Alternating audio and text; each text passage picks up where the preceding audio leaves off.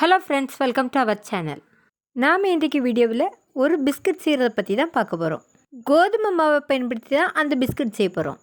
நான் சொன்ன அளவுகள் படியே இந்த பிஸ்கட்டை செய்யுங்க, பிஸ்கட் சூப்பராக வரும். இனி இந்த பிஸ்கட் செய்ய தேவையான பொருட்கள் என்னென்னங்கிறத பார்க்கலாம்.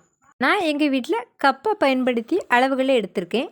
நீங்கள் உங்கள் வீட்டில் உள்ள டம்ளரையோ கப்பையோ பயன்படுத்தி அடுத்தடுத்த அளவுகளை எடுத்துக்கிடுங்க.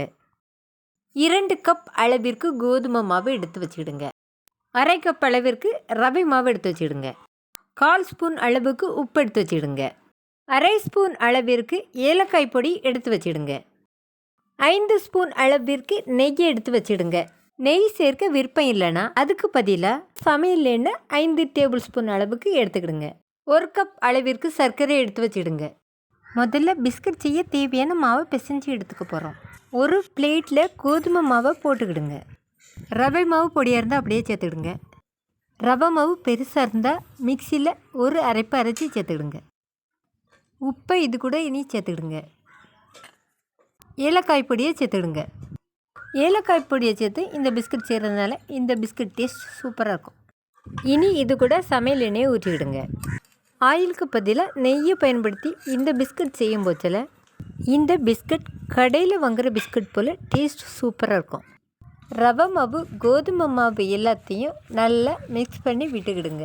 மிக்ஸ் பண்ணி விட்ட பிறகு சர்க்கரையை கரைச்சி எடுத்துக்க போகிறோம். அதுக்கு ஒரு பாத்திரத்தில் சர்க்கரையை சேர்த்துக்கிடுங்க. 1 கப் அளவிற்கு சர்க்கரை எடுத்திருந்தோம். அது கூட ரொம்ப சூடாக இல்லாமல் வெதுவெதுப்பான தண்ணீர், அரை கப் தண்ணீர் எடுத்து சர்க்கரையில் ஊற்றி கரைச்சிக்கிடுங்க. பாதி அளவு சர்க்கரை கரைஞ்சி வந்தால் போதும்.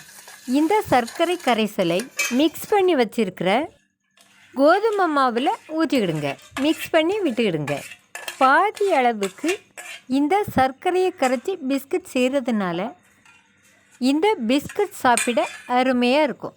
சப்பாத்தி மாவு மாதிரி பிசைஞ்சிக்கிடுங்க. இதே போல் பிசைஞ்சு எடுத்து வச்சுக்கிடுங்க.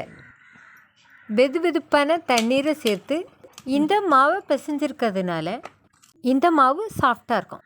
இனி இந்த மாவை சப்பாத்தி கட்டையில் வச்சு உருட்டி எடுக்க முடிகிற அளவுக்கு உருண்டைகளாக பிரித்து எடுத்துக்கிடுங்க. இந்த மாவு உருண்டைகளை சப்பாத்தி கட்டையில் வச்சு திரட்டி எடுத்துக்கிடுங்க. 1/2 இன்ச் அளவுக்கு திரட்டி எடுத்துக்கிடுங்க.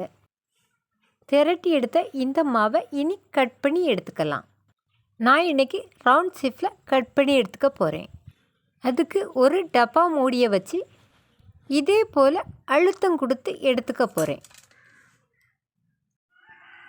எல்லா மாவையும் உருட்டி இதே போல் கட் பண்ணி எடுத்து வச்சுக்கிடுங்க. சுற்றி உள்ள மாவையும் வேஸ்ட் பண்ணாமல் உருட்டி பிஸ்கட்டாக சேவ் பண்ணி எடுத்துடலாம். கட் பண்ணி வச்சுருந்தா மாவுகளோட ஓரங்களெல்லாம் இதே போல் தட்டி எடுத்துக்கிடுங்க. இனி இந்த மாவுகளுக்கு மேலே உங்களுக்கு பிடிச்ச டிசைன் போட்டு எடுத்து வச்சுக்கிடுங்க. நான் மூடியை வச்சு இதே போல் டிசைன் போட்டு எடுத்து வச்சுருக்கேன். இதே போல் டிசைன் போட்டு பிஸ்கட் செஞ்சு கொடுத்தா குழந்தைங்க விரும்பி சாப்பிடுவாங்க. ஒரு பாத்திரத்தில் சமையல் எண்ணெயை ஊற்றி வச்சிடுங்க.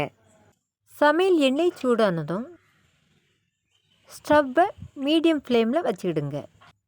கட் பண்ணி வச்சுருந்த மாவு துண்டுகளை கேர்ஃபுல்லாக ஒன்றோடொன்று ஒட்டாமல் எண்ணெய்க்குள்ளே போட்டுக்கிடுங்க. ஒரு பக்கம் வெந்து கலர் லைட்டாக சேஞ்ச் ஆனதும் திருப்பி போட்டுக்கிடுங்க. கலர் லைட்டாக மாறி வெந்து வந்ததுமே எடுத்துருங்க. இப்படி எடுத்தால் தான் சாப்பிட்றதுக்கு சாஃப்டாக இருக்கும். வேகலைன்னு கறியை விட்டுறாதுங்க. சாப்பிட்டா நல்லா இருக்காது, கல் போல் இருக்கும். அதனால் இந்த ஸ்டேஜில் எடுத்துருங்க. லைட்டாக நிறம் மாதிரி வெந்து சூப்பராக வந்துருக்கு. ஆறுனதும் கடையில் வாங்கின பிஸ்கட் கலரே வந்துடும். கோதுமை மாவை பயன்படுத்தி இந்த பிஸ்கட் செய்கிறதுனால இந்த பிஸ்கட் ரொம்ப ஹெல்த்தியானது. இந்த லாக்டவுன் பீரியடில் இதே போல் பிஸ்கட் செய்து உங்கள் வீட்லேயும் கொடுங்க, விரும்பி சாப்பிடுவாங்க.